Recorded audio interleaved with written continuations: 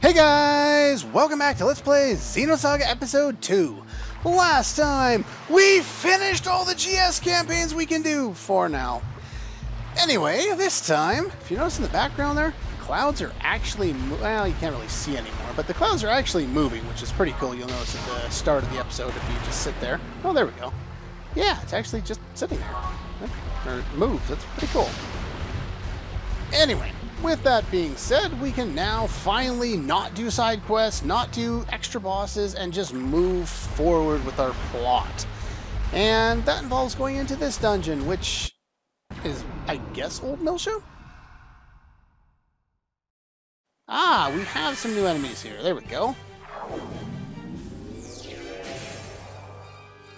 And they seem to like their status effects. Here we have a new enemy, the Auto Intercept Pod. The Auto Intercept Pod is 150% weak to beam, 150 to thunder, and 150 to pierce. So use triangle attacks on them with everybody. And that should be pretty much all we need to do to take them down. Yeah, pretty easily. Self-destruct mode. Does that mean you guys suicide on the next turn, or... I don't know, they die too fast for me to figure out what they do. And of course these guys, as long as they don't float over the water, you just want to use your square attacks on them. And sometimes it doesn't do very much damage, and sometimes it does a lot more. There we go. Again, typical fights with mechs. They're not particularly all that difficult, though there is an interesting one upcoming. Let's take a look at the map here. So we've got that. There should be an enemy there. There should be an item upcoming. In one of these, I would guess. There it is. I don't think we can do anything up here, can we? I think it's just a dead end. Or is it the next one that's a dead end? Oh, no. This one's not the dead end. This one leads to treasure. Here we get a quick charge. This actually leads to the fact that we should probably be re-equipping. Quick charge is a very, very useful item. Let's take a look here. Whereabouts are you? The quick charge. EC is charged to 100 at the start of battle. Very good for random encounters, not so good for bosses. We also got this a few episodes back. Makes your maximum charge 300 instead of 200. We will be making use of this come the next boss time. For the most part, now that we have the ability to learn quick, basically that's the only real use of the status double, as far as I'm concerned, between Momo casting quick on somebody and Momo casting an ether sword on them. That's the only real purpose of this item, as far as I can tell, but it can be very useful in longer boss fights. Other than that, I would just give your character stuff that protects them against stuff. I just still have the same stuff on from before. Tune circuits, that's pretty much all we need.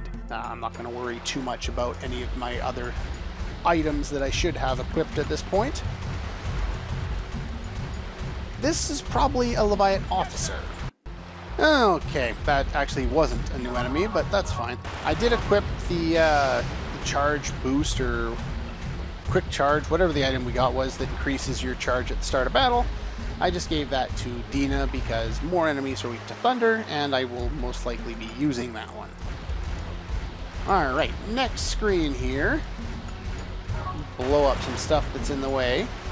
And you want to hug up first. Alright, once you've taken care of him, again, make sure you take the top path. Again, we found another one already. They just love to give us access to segment address stores in this area.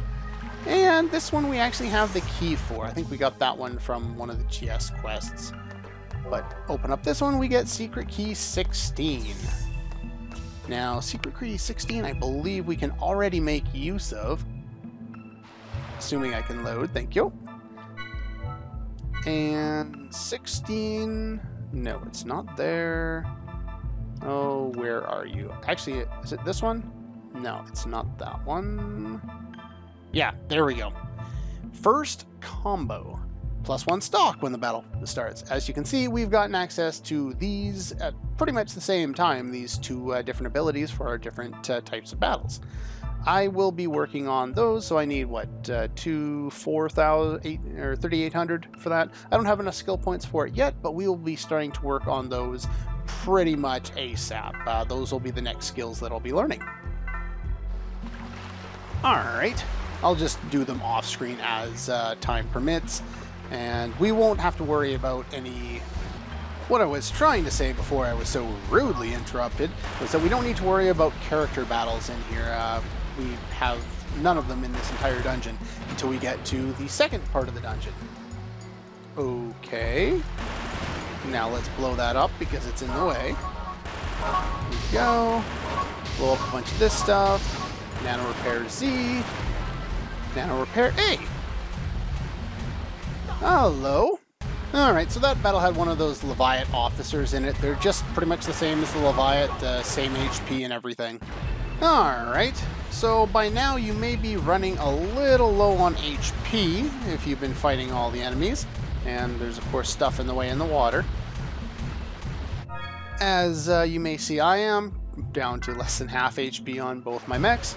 Well, the game's actually smart enough to realize that you're probably hurting pretty bad at this point, and they give you access to a save point. Of course, it's on the other side, that guy. And that guy, we need to heal up for, so one sec. Okay, we're back. So, this guy is a little bit different. There's a thing to blow up.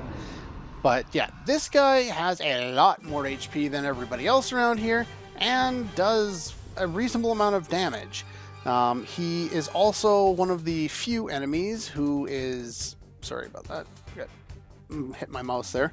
Let's see. So we have 150% weak to aura, absorbs damage from beam, thunder, and fire, and 150% weakness to slash, and weak to physical.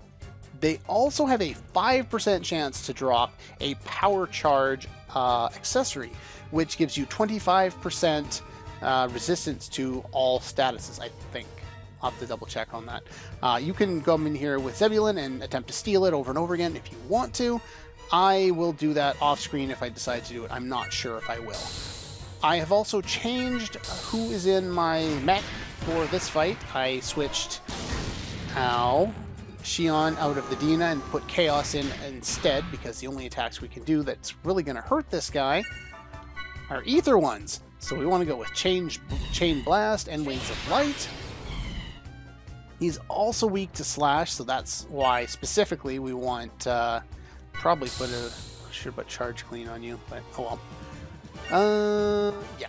So we'll just have you stock as well. Hopefully that blind doesn't hurt my ability to hit him too much. But yeah, as you can see, this guy is not easy.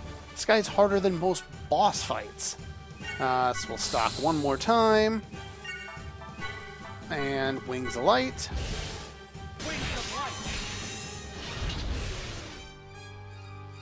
And you should be able to go for Chain Blast, and he'll be almost dead. And he's going to charge power. He may interrupt your attack at this point. I haven't really gone over it or acknowledged it very much, but if you look at his HP total, then we have SC below that, and then we have IA below that. Now IA is their chance to intercept your attacks, but it almost never comes up except when they start to do a charging thing. And then they seem to do it all the time. So I just need to hit him one more time. Hopefully this doesn't kill anybody. Ow. And that should be it. But yeah, nowhere near an easy fight. So there is a point later where you can pretty easily encounter them back to back. They normally drop a junked circuit, but they can also drop the power charge or the G power charge at a later, or if you get super lucky. Alright, so I would like to get up to that save point because I really need to heal. Nothing in there. So I'm going to heal and set up my my other characters back in the mechs, and I'll be right back. Okay, we're all healed up. I went and I checked my notes, and there are a few more of those enemies upcoming, so I'm just going to leave my characters as is for the moment. I can charge something. Oh, attack all these things and get nano repairs. Yay! I do need to blow up something around here. Whereabouts is it? This one? That's the one. Okay, and then we guess we need to backtrack a little bit to hit that down here. And that allows us to progress a little bit further. There we go.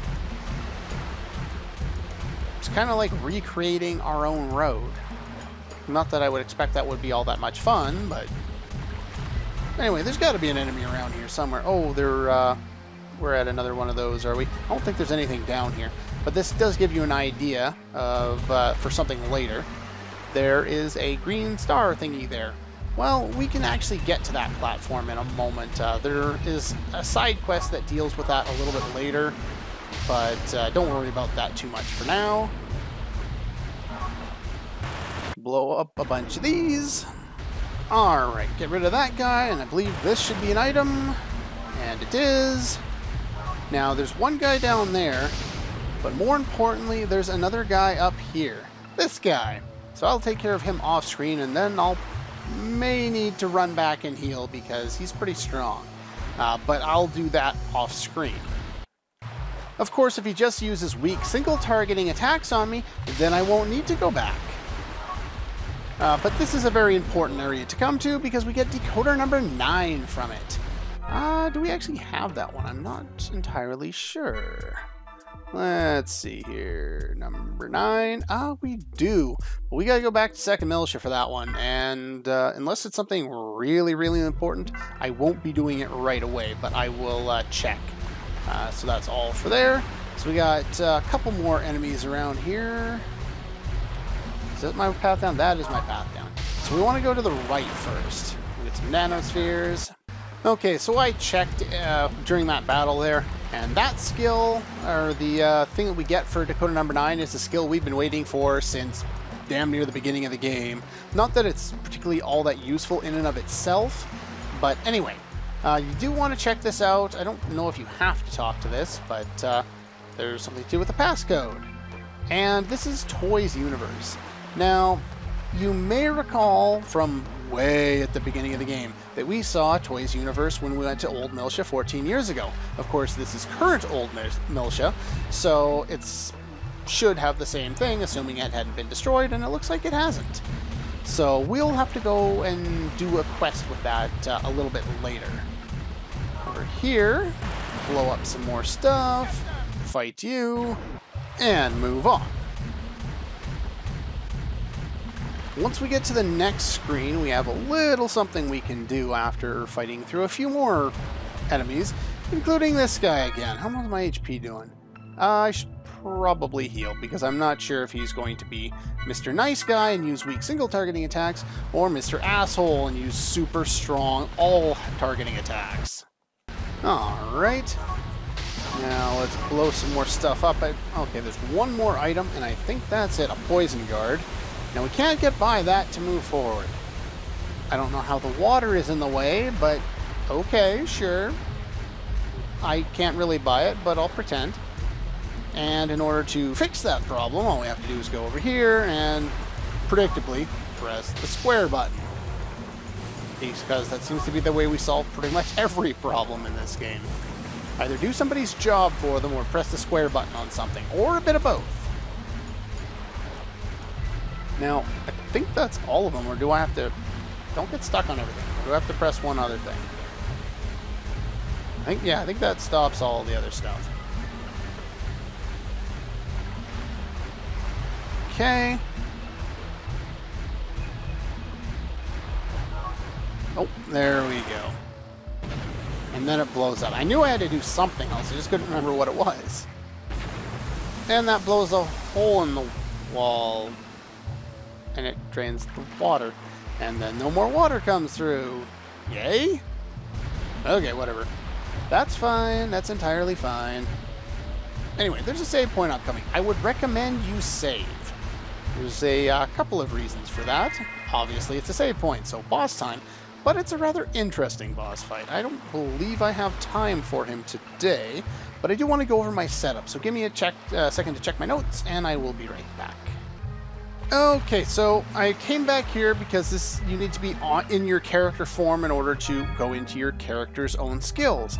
And there are certain skills, and I kind of alluded to this before, that you can use in your ESs. And now it doesn't say anywhere, as far as I know, save for strategy guides. And this only affects the main pilot. So Junior, KOS-MOS, and Momo. So those are the only ones that it really matters for. So what I've done is I've equipped them with the skills that can actually help them, and only the skills that can help them. So just so we can see here, combo boost. This is the most important one. Always have this on as soon as you learn it. EP half. Very useful for her because it cuts her EP cost down. Not that she's going to need a lot of EP, but we might as well. Revenge power. Gives us a chance to counter boost. That's always helpful. Rare item acquisition, that's just there because that's the only other skill I have that could be of any use, and since she's going to be stealing in the upcoming boss fight, I might as well. KOS-MOS will be the other mech in there, and she has combo boost and revenge power, and same with Junior because that's pretty much all they have. Now I'm going to go back to the save point since I had to do some backtracking to get here, and I will show you what my mechs are now using. Okay, we're back. I had to fight that rather strong dude again, which means I had to reorganize my party so I could get back here so I could reorganize my party again, which was not a lot of fun. But anyway, that's why I'm not going to backtrack. I was saying earlier that I might backtrack to get what was the result of Decoder 9. It's not particularly useful. It's just something I want to fill out I think it's 1H slot, so we'll go get that after this dungeon. It's not all that useful, but anyway. Now that we have combo boost for everybody, we also want to use E max 300 so we can get our maximum charge to 300, specifically with Dina because of the nature of the upcoming boss. We also want anti-beam armor on everyone, as well as tune circuits. And the other one we're using will be Zebulon. Instead of the Emax, we have just increased ether defense. Don't need to worry about physical defense too much. And even though she doesn't really need it, might as well give her a tune circuit to get her healing more often if need be. Asher has nothing because you do not want to bring Asher to this fight. All the attacks are beam elemental and they're all ether attacks. And take a look at the ether defense, 312, 400, almost 400. Yeah, do not bring the Asher. It will get its ass kicked. Anyway, these two will be more than fine. But, like I said, that's pretty much all the time I have for today. My phone has 3% charge left, and it's my timer, so I really should probably charge that. So anyway, that's all for this one, and I'll see you guys next time.